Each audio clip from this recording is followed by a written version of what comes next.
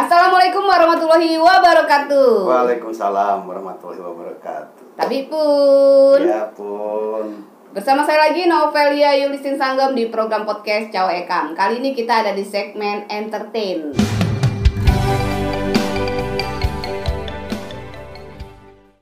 Ya, kenapa ke entertain? Karena yang di sebelah saya hari ini jauh-jauh dari kota bumi. Yeah. Beliau dikenal dengan YouTubernya. Yeah. Wah.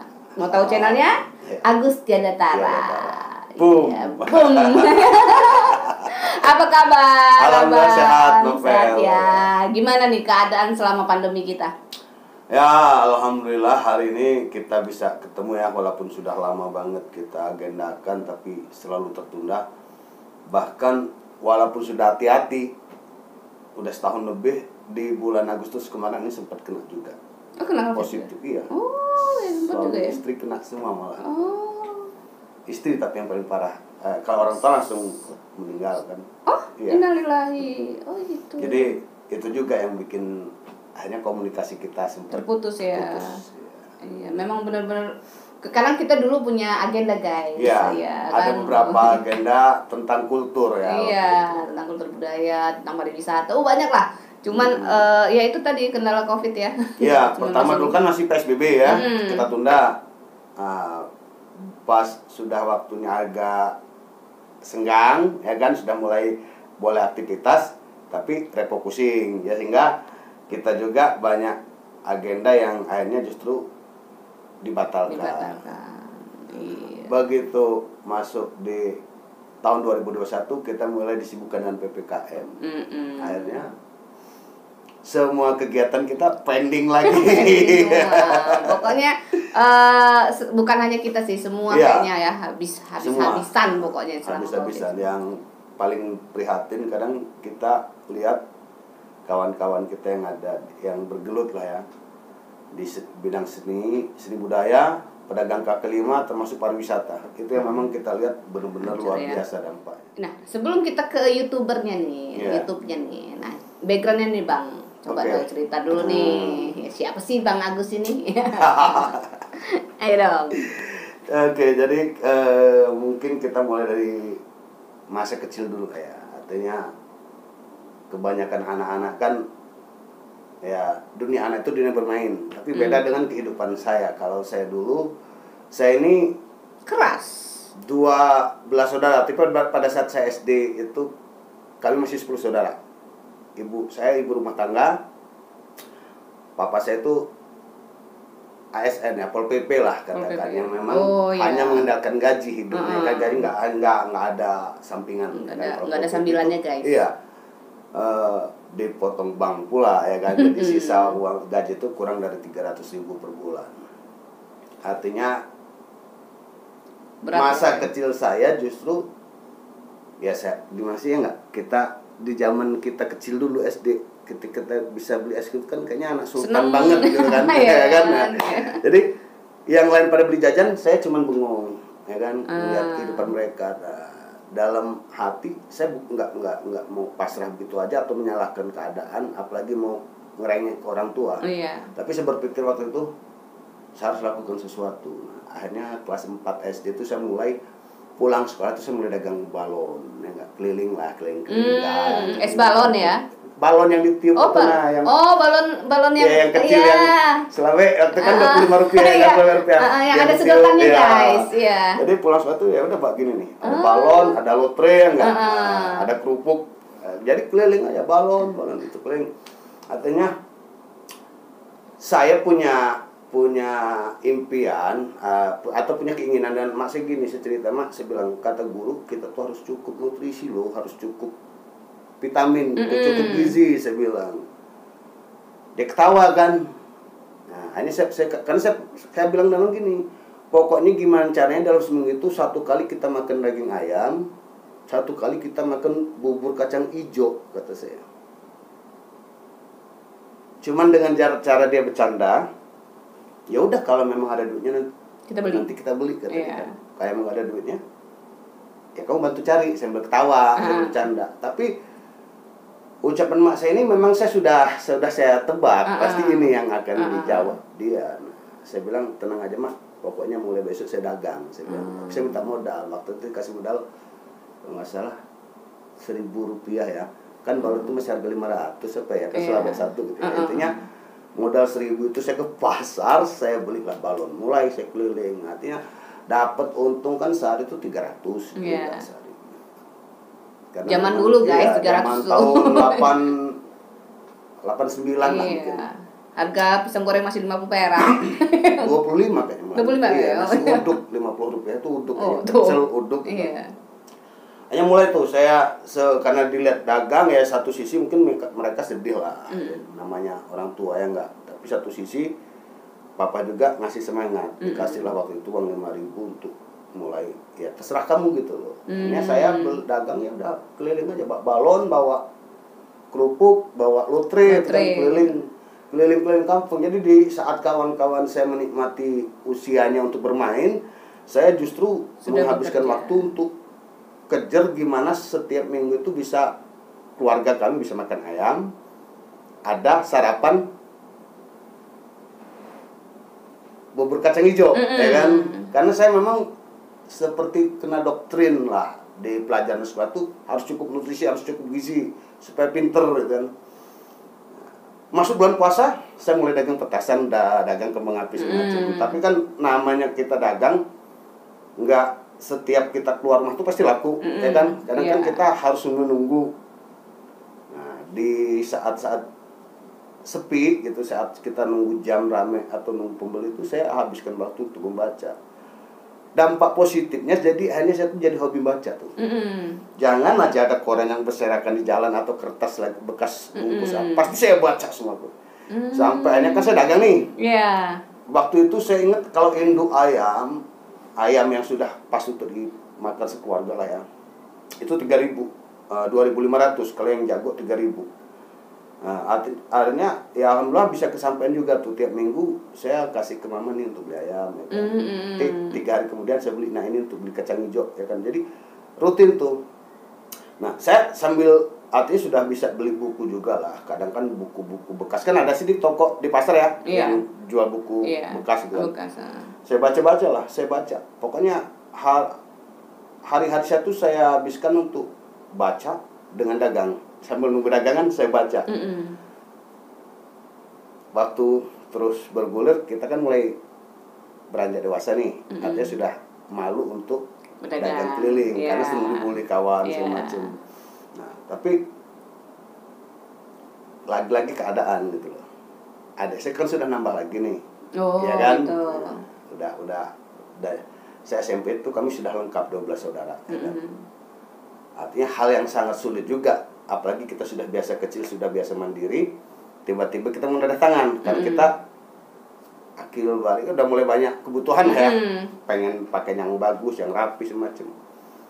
Disitulah mulai terjadi perubahan karakter.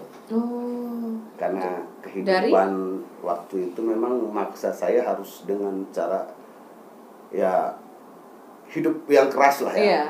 Jadi hari-hari saya tuh memang habisnya di terminal, di bioskop, di pasar. Terminal, bioskop, di pasar, seperti itulah kehidupan saya. Kalau ngomongin terminal pasti keras banget itu. Kan? Terminal guys. Ngapain lagi kalau nggak zaman dulu kan ya. Zaman dulu contohnya gini, Raja Basa zaman dulu kan serem. Nah, ya di zaman itu lah. Jadi zaman kita itu. salah satu yang menjadi bagian yang mengantarkan Raja Basa jadi terkenal. Di zaman itu ya kan. Disitulah karena memang saya punya kebutuhan yang luar biasa, punya selera juga yang memang pengennya gitu kan, pengennya apa yang jadi keinginan itu saya nggak suka juga yang menunda-nunda gitu. Artinya walaupun dengan cara yang kotor pun saya lakukan pada saat itu.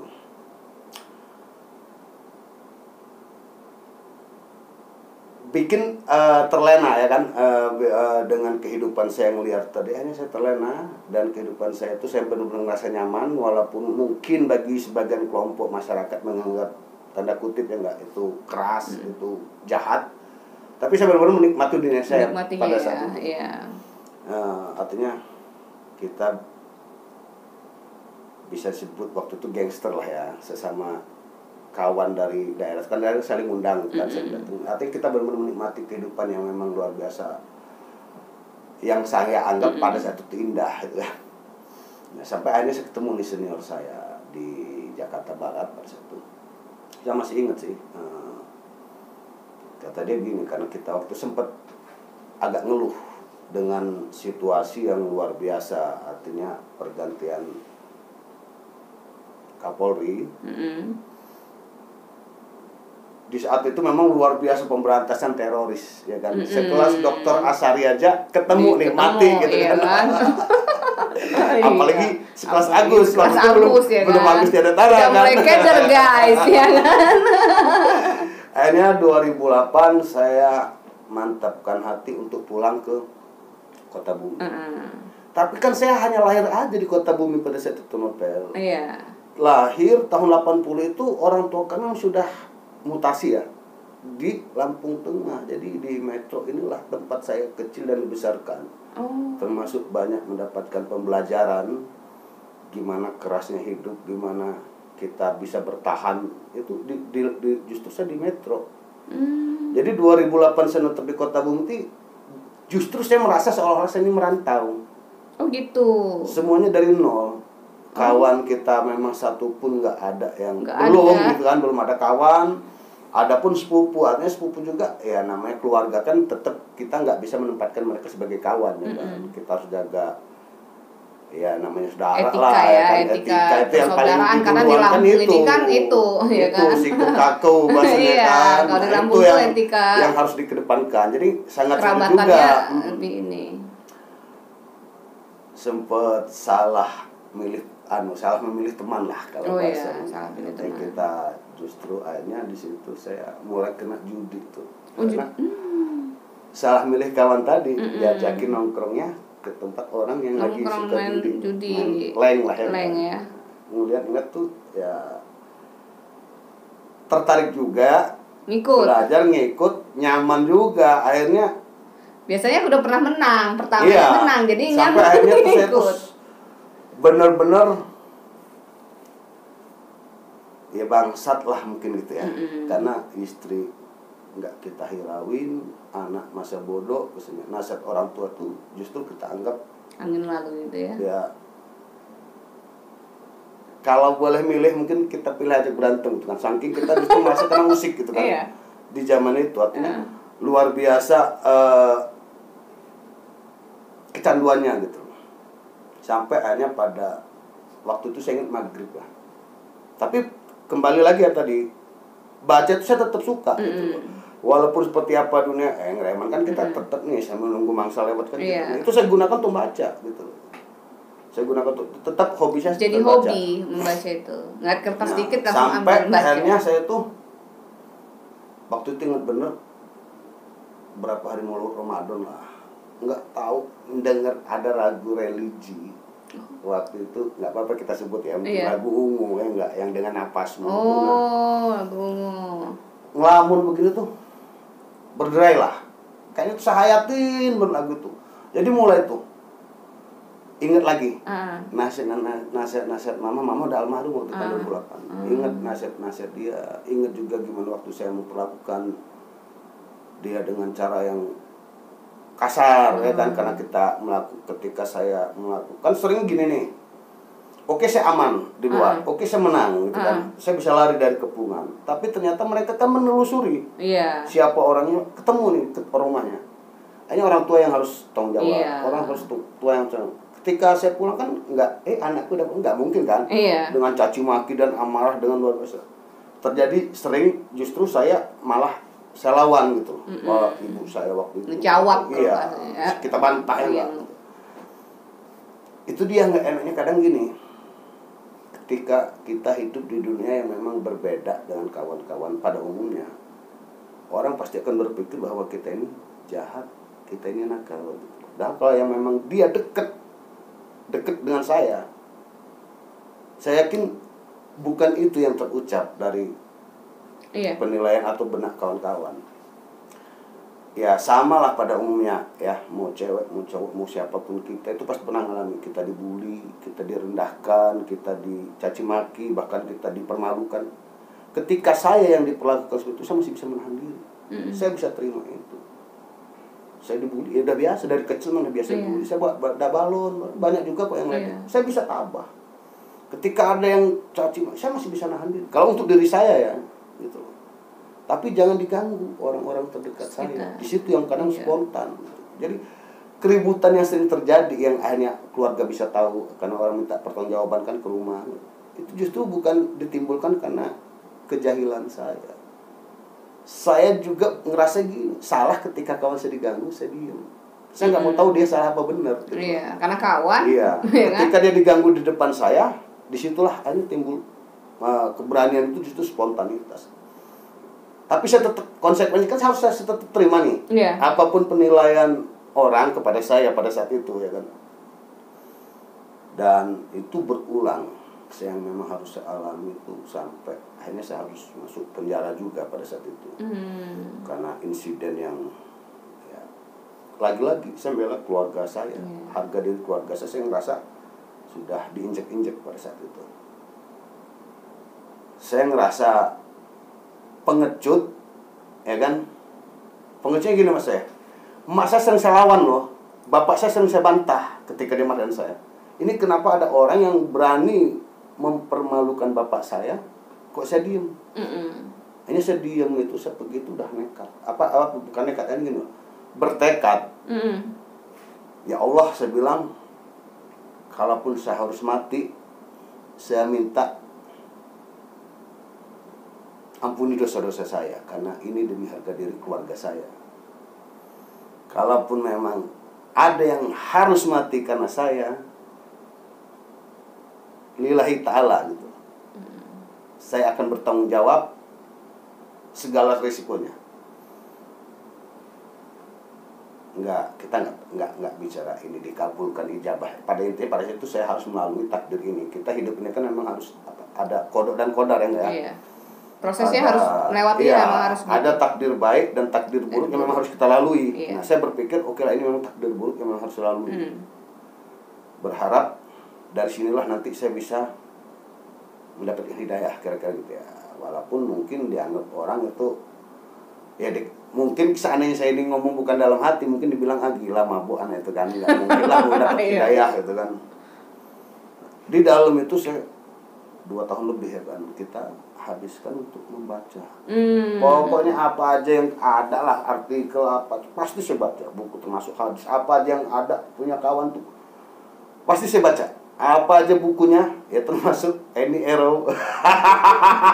Zaman itu. Ya. Termasuk Stanford pun kita baca. Artinya memang saking kita benar-benar merasa itu jadi kebutuhan. Singkat cerita, kita sudah bebas, kita sudah bekerja dengan macam-macam tawaran ya, tapi kan gini, kita biasa hidup liar, bebas kan, tiba-tiba kita harus diikat dan aturan, kita aneh perasaannya dan patuh dengan atasan yang memang dia bukan pemilik usaha juga kadang kan, hanya karena dia pimpinan lebih tinggi. Kayaknya tuh saya benar-benar merasa terbelenggu, hidup saya tuh benar-benar merasa terbelenggu. Ini kayak bukan punya saya, sehingga saya berapa hari udah saya keluar. Ya ini kita ombang-ambing ya kan. Singkat ceritanya kita ketemulah kawan-kawan yang memang dia sudah duluan di waktu itu belum internet, nyambutnya kan belum ada Google, masih GPRS gitu ya. Kalau kita mau browsing gitu kan. Nah, karena memang waktu itu saya sempat nggak judi ya kan semacam. Nah, ketemulah kawan-kawan yang memang hobi judi semacam. Saya kepikiran, saya kemana hancur gara-gara judi nih. Saya harus dapat duit dari judi. Tapi saya nggak mau lagi jadi pemain kan. Karena ada yang nasihatin saya, kalau kamu main Gus, selama kamu jadi pemain, selama itu juga kamu pasti akan kalah.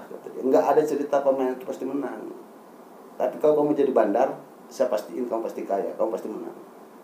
Kita mau jadi bandar juga kan nggak mungkin, ya kan? Modalnya berapa? Apalagi kita memang waktu itu lagi kotor gitu kan, selalu mikirnya negatif terus. Pada intinya waktu itu saya mulai bergelut nih di internet itu, jual angka togel itu jadi prediktor. Dan kadang kan kalau mungkin nggak tahu nih apa Novel pernah dapat juga nggak nih yang SMS 10 nomor ya enggak. Kalau dapat kirim Mbah pulsa 10.000 kan. Dan itu bisa dapat jadi apa? Saya bisa dapat penghasilan pada saat itu. Ya di zaman 2010-an 2006 sampai 2008 lah. Itu masih lumayan loh, kalau sekarang bisa dapat, ada yang dapat 100.000, ada yang 10.000, ada yang macam-macam. Tapi intinya saya sebulan itu dari bulan ke bulan tuh cukup lah untuk makan, untuk bergaya, cukup. Pas mulai heboh di YouTube itu kan 2010 belum banyak amat yang tahu ya kan. Bahkan di situ masih banyak image-nya, ketika orang nyebut YouTube pasti yang ada dalam pikiran orang itu pasti film bokep gitu kan. Karena waktu kan undang-undang IT belum dibuat, belum berlaku, dan itu belum banyak juga ya kan. Aturan-aturan yang pedoman komunitas termasuk yang sensor semuanya belum ada gitu kan. Nanti memang bebas banget tuh. Blus gitu. Iya, bebas tanpa batas. Siapa tuh yang artis yang di Jakarta yang dan bejah yang heboh itu kan, karena baru-baru ada HP model kamera itu kan. Artinya memang nggak ada sensor di zaman itu. Yang itu bukan yang sama anggota dewan, bukan? Bukan yang bekas kecil-kecil jadi manten kalau nggak salah. Ya. Nah, di zaman itu saya sudah mulai coba gitu. Oh, 2010 ya. Tapi saya akun palsu, jadi saya seolah-olah saya cewek. Seolah-olah saya wanita, saya buat banyak akun ya untuk itu tadi lagi-lagi kita mengelabui para hidung belangnya enggak. Ya, nih kan? Kata gue kan lo penjahat nih, ketemu nih sama gue nih penjahat. Mana yang lebih jadi jahat yang percaya nih? tuh yang itu. Ini contoh kasus tuh. Jadi saya artinya saya banyak orang yang berpikir seolah-olah saya ini pengedar atau apa gitulah, karena hari-hari saya kan dilihat orang nganggur nih. Iya. Tapi saya bisa hidup dengan berkecukupan gitu. Ya jangan kan orang lain, kawan, saudara kandung pun sempet curiga gitu, ini dari mana nih anak duit. Cuman kan kalau saya ceritain juga kan, tapi kayak nggak di meme apa di IG itu ya, ngepet kalau kata dia orang itu. Babi apa? Babi ngepet ya? Itu tetangga saya katanya enak-enak aja tetangga. Iya. Mungkin aja ada tetangga yang kehilangan sedekahnya ke kita gitu kan. Padahal sebenarnya waktu itu udah zaman BlackBerry waktu kan. Ya kita juga masih tetap kita buat grup-grup prediktor semacam ya, cuman untuk jual angka togel itu. Tapi kita nggak laju kerja keras aman hilang itu enggak. Kita hanya bagi 4 aja, besar, kecil, genep, ganjil. Jadi ini yang kita bagi ke kontak yang ini nih, kita kirim yang kecil enggak. Kalau dapat jangan lupa kirim Mbah pulsa. Jadi kita bagi 4, besar, kecil, ada juga genap, ganjil. Banyak juga ya kan, kita kan berapa ratus kontak gitu kan. Kirim Mbah pulsa itu pulsanya ya. Ya, jadi ketika mereka kebetulan yang dapat SMS ini memang penggila judi pada saat itu. Terus dia juga amanah ya. Iya. Dianggap ini wangsit, gitu kan. Wah, ini dianggap kirim foto yuk kata orang. Begitu dapat dikirim pulsa ke kita. Beneran ya. Tapi ada juga caci maki. Macam-macam tuh bahasa dia. Ini bodoh amat, emang kita sudah tahu ini resikonya ya kan. Sampai akhirnya 2015 kawan banyak yang cerita di Jakarta bahwa YouTube itu sudah banyak yang menghasilkan uang, sudah banyak yang sudah ya jadi miliarder lah di zaman itu, walaupun waktu itu masih 2000 berapa itu Bang? 2015. 2015. Si siapa ini yang sering di stand up comedy, Raditya Dika. Itu kan masih jadi masternya lah ya waktu zaman itu di itu ya. Zaman itu orang masih 15 subscriber, 10, 100 paling banyak 200-300 ribu, dia kan sudah 3 jutaan waktu itu kan. Sudah 3 jutaan, belum ada yang baru-baru yang sudah king of ini, belum ada. Termasuk Atta. Deddy Kobusi. Kalau Atta belum sama sekali mah kan. Termasuk Deddy Kobusi waktu itu saya baru subscribe dia baru 60 ribu itu di tahun 2017-an misalnya. Baru 60 ribu ya, saya mulai subscribe dan dia, tapi dia kan masih taktikal gitu kan. Ya, konten-konten dia masih banyak makan biaya lah, beda kalau kayak hari ini ya kan. Itu saya masih random tuh, konten saya masih ngaca, udah itu kamera kita kan yang masih 8 megapiksel itu, kamera masih goyang, masih Pokoknya kita waktu itu masih ada yang satu khusus musik, ya kan? Kebetulan kita kan ngamen kawan-kawan kita yang dulu di jalanan, itu kan masih banyak aktif. Jadi ada yang khusus memang untuk musik pengamen jalanan itulah. Yang di bis sengaja kita ikut untuk ambil kontennya. Ada lagi channel, saya kan ada 16 channel pada saat itu. Jadi memang udah aktif semua itu. Aktif semua karena memang makan minum saya sudah ngandelin dari situ gitu. Oh, Cuman iya. kalau bedanya dulu sebelum saya di YouTube ini kan nipu nih, ya kan? Iya. Tapi alhamdulillah nggak jadi tersangka. Ternyata guys, dipotong guys. Ternyata mama minta pulsa itu diawali dari Mbah Google Mbah minta pulsa. Mbah Togel minta pulsa. Benar banget. Jadi ada nama saya waktu itu. Makanya kan saya ada film YouTube tuh saya ngaku Mbah. Nama saya peran saya kan sebagai Mbah Sugeng. Kan waktu itu saya ada kasih nama Mbah Sugeng, Mbah Gendeng Pamungkas, Mbah